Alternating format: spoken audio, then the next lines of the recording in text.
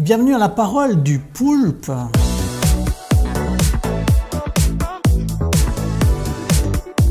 Maxime, j'aimerais que tu expliques un peu aux gens qui nous regardent quels sont les outils et qu'est-ce qu'on fait aujourd'hui à l'agence avec l'IA. On fait plein de tests parce qu'il y a plein de nouveaux outils et puis on les teste. Mais de manière générale, c'est vrai qu'on utilise majoritairement l'IA pour de la génération d'images, donc sur des campagnes sur lesquelles on a travaillé. Après également sur la simplification de tâches, donc là, ChatGPT par exemple, mais comme je le disais avant, c'est vrai que pour tout ce qui est relecture, c'est des outils qu'on peut assez facilement utiliser. Il y a pour tout ce qui est vidéo, il y a des outils également qui existent pour faire de la traduction. Donc ça veut dire que par exemple là on parle en français et tout d'un coup on pourrait parler japonais. Il y a des outils qui existent pour synchroniser nos lèvres également. Il y a certaines limites encore, mais voilà, c'est les utilisations en tout cas qu'on fait de l'IA à l'interne actuellement. Puis un autre outil qu'on utilise aussi assez intéressant, c'est lorsqu'on fait des visioconférences. Oui.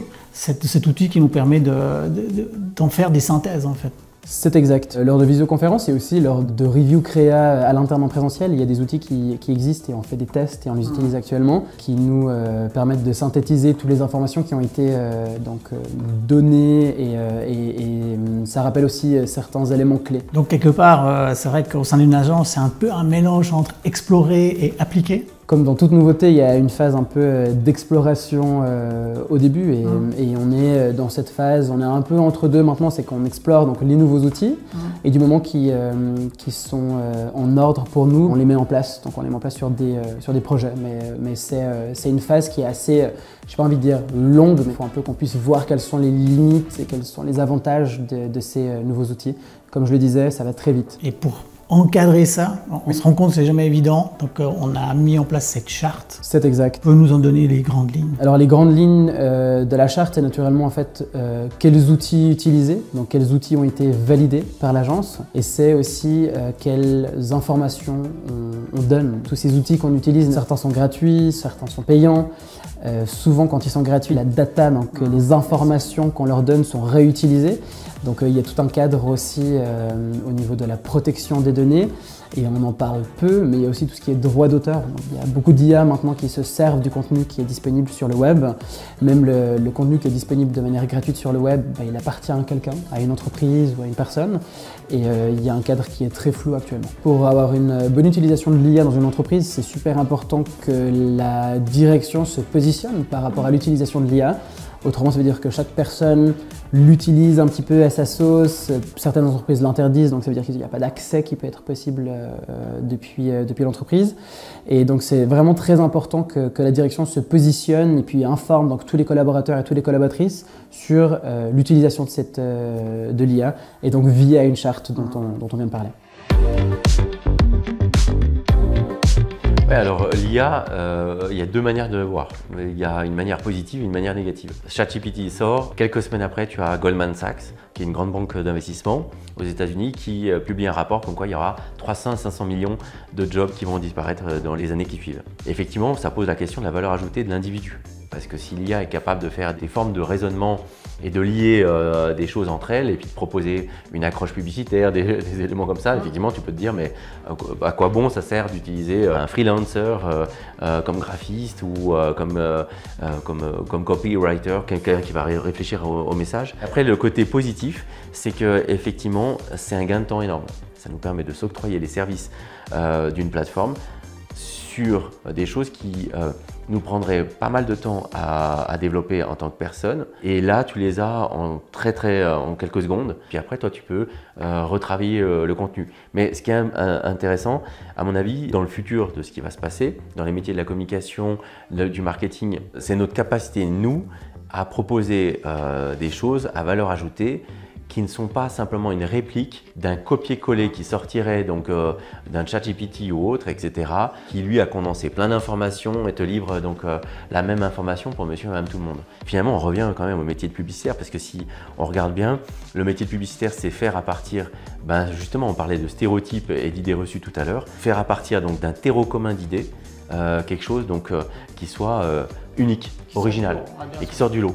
Et puis en fait, là, c'est un peu la même chose. C'est-à-dire que tu as une IA, elle te produit des contenus, mais si tout le monde reprend les mêmes contenus, finalement, c'est un peu comme tous ces produits qui sont sur un même étalage avec les mêmes prix d'un magasin à un autre. Pourquoi je vais dans ce magasin plutôt que dans l'autre? Tu vois ce que je veux dire? Et toi, je sais pas ce que tu en penses, mais… Nous, publicitaires, on attendait l'IA un petit peu comme le Graal de la personnalisation aussi. On s'est dit, capacité de gérer des datas, mais malgré tout, d'individualiser les messages. Et on se rend compte qu'aujourd'hui, c'est pas encore tout à fait ça. En tout cas, moi, je le remarque même au quotidien.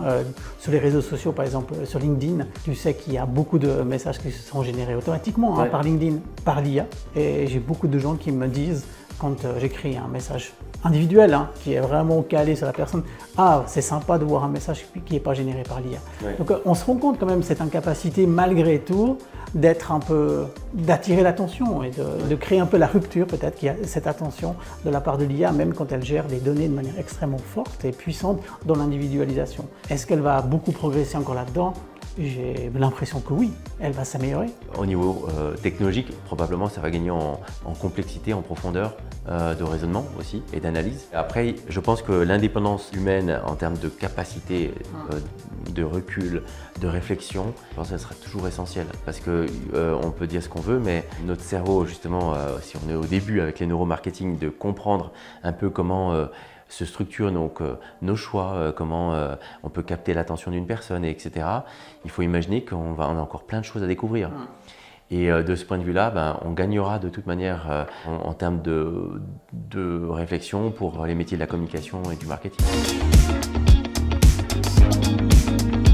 Raconte-nous juste ton expérience avec l'IA. Dernièrement, la vidéo que j'ai pris à accoucher pendant 9 mois, comme j'ai dit tout à l'heure, je l'ai écrite partiellement, même avec une grande partie avec ChatGPT, donc une IA, pas très connue. Et en fait, j'ai remarqué que c'est très compliqué de donner des informations déjà à l'intelligence artificielle, mais c'est aussi ce que l'intelligence va pondre. J'ai eu pas mal de difficultés avec le ton et la façon de parler, c'était très professionnel. La façon dont on parle aux abonnés et le storytelling avec ces formats-là, c'est vraiment la clé vraiment si la vidéo va marcher. Et donc c'est pour ça que j'ai abandonné le truc parce que c'était un peu bancal. Par contre, nous on utilise un peu l'IA par rapport aux vidéos qu'on fait pour nos clients, sous-titrage, langue, etc. Raconte un peu ça. À Trio, on utilise l'IA dans tout ce qui est par exemple le doublage. Là vous entendez peut-être la vidéo en allemand, c'est avec une intelligence artificielle qu'on fait ça. Je pense qu'il est important pour l'agence Trio d'utiliser l'intelligence artificielle, mais la question c'est comment l'utiliser.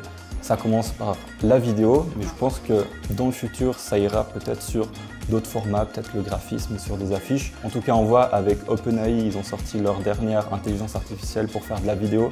Incroyable. Donc à voir si je vais m'inscrire au chômage prochainement, mais on verra ça. Mais tant qu'on a un lien amical, tu as dit l'amitié, c'est ça. Avant tout, je pense pas.